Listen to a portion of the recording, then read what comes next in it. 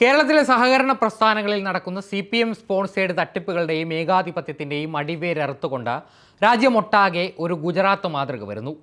ഗുജറാത്തിൻ്റെ സാമ്പത്തിക മേഖലയ്ക്ക് പുരോഗതിയിലേക്ക് പാതയിട്ട പുതിയ സഹകരണ നയത്തിൻ്റെ രാജ്യമൊട്ടാകെയുള്ള വിപുലീകരണത്തിൽ സുപ്രധാന പങ്ക് വഹിക്കുന്നത് കേന്ദ്ര സഹകരണ മന്ത്രി കൂടിയായ അമിത് ഷായാണ്. 2021 ഇത്തരമൊരു പുതിയ മന്ത്രാലയം രൂപീകരിച്ചപ്പോൾ തന്നെ BJP ലക്ഷ്യമിട്ടത് പുതിയ നീക്കമായിരുന്നു. ഇത്തവണ മൂന്നാം തവണയും അധികാരത്തിലെത്തിയ നരേന്ദ്രമോദി ഗവൺമെൻറ്റിൽ അമിത് ഷായ്ക്ക് ആഭ്യന്തരത്തിന് പുറമെ സഹകരണ വകുപ്പിൻ്റെ കൂടി ചുമതല ലഭിച്ചതോടെ കാര്യങ്ങൾ ദ്രുതഗതിയിൽ മുൻപോട്ട് പോയി. പിന്നാലെ കേന്ദ്ര ബജറ്റിൽ പുതിയ സഹകരണ നിയമം സംബന്ധിച്ച പ്രഖ്യാപനം വരികയും ചെയ്തതോടെ ഗുജറാത്തിൽ പരീക്ഷിച്ച് വിജയിച്ച സഹകരണ മാതൃക രാജ്യമാകെ വ്യാപിപ്പിക്കാൻ BJP ഒരുങ്ങുകയാണെന്ന് ഉറപ്പായി കഴിഞ്ഞിരിക്കുന്നു. കേരളത്തിൽ CPM എന്നതുപോലെ ഗുജറാത്തിൽ സഹകരണ മേഖലയിൽ ഏറ്റവും പ്രബലമാണ് BJP. കരുവന്നൂരും കണ്ടലയും പോലെ എണ്ണിയാൽ തീരാത്തത്ര സാമ്പത്തിക ക്രമക്കേടുകളുമായി കേരളത്തിലെ CPM നേതൃത്വത്തിലുള്ള സഹകരണ ഭരണ സമിതികൾ സാധാരണക്കാരൻ്റെ സമ്പത്ത് കൊള്ളയടിക്കുമ്പോൾ ഗുജറാത്തിൽ നേരെ മറിച്ചായിരുന്നു സ്ഥിതി.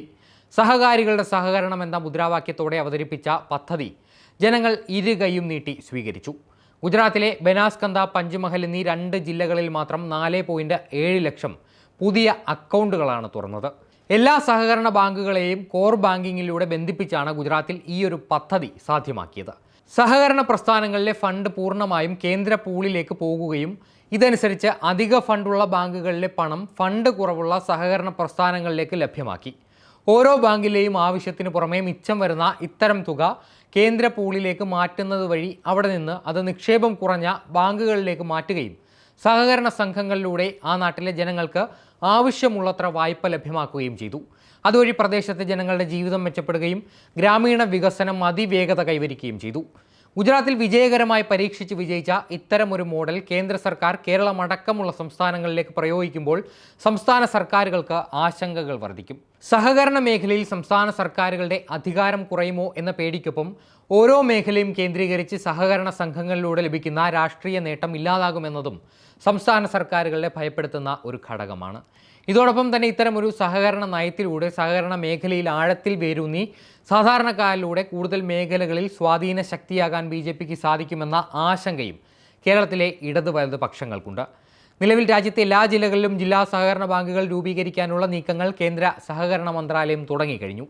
എന്തായാലും കേന്ദ്ര സർക്കാരിൻ്റെ ഇത്തരമൊരു നീക്കത്തെ വളരെയധികം ശ്രദ്ധയോടെയാണ് കേരളത്തിലെ മുന്നണികൾ വീക്ഷിക്കുന്നത്. ഗുജറാത്തിൽ ഇത്തരമൊരു പദ്ധതി നടപ്പിലായപ്പോൾ സഹകരണ മേഖലയിൽ പ്രധാനപ്പെട്ടത് ക്ഷീരസംഘങ്ങളായിരുന്നു. അവയിൽ തന്നെ 90% ഇന്ന് BJPയുടെ കയ്യിലാണ്. ഈ സംഘങ്ങളിലെ 7 ലക്ഷത്തോളം അംഗങ്ങളും BJPയോട് അനുഭാവമുള്ളവരാണ്. ഇത്തരത്തിലുള്ള ഒരു മാതൃക രാജ്യമാകെ പരീക്ഷിച്ച് വിജയിച്ചാൽ അത് CPMന് മാത്രമല്ല, ഇന്ത്യ സഖ്യത്തിലെ ഓരോ കക്ഷികളും ഭരിക്കുന്ന ഓരോ സംസ്ഥാനങ്ങളിലും BJPയുടെ വളർച്ചയ്ക്ക് വഴിയൊരുക്കും എന്നതിൽ സംശയമില്ല.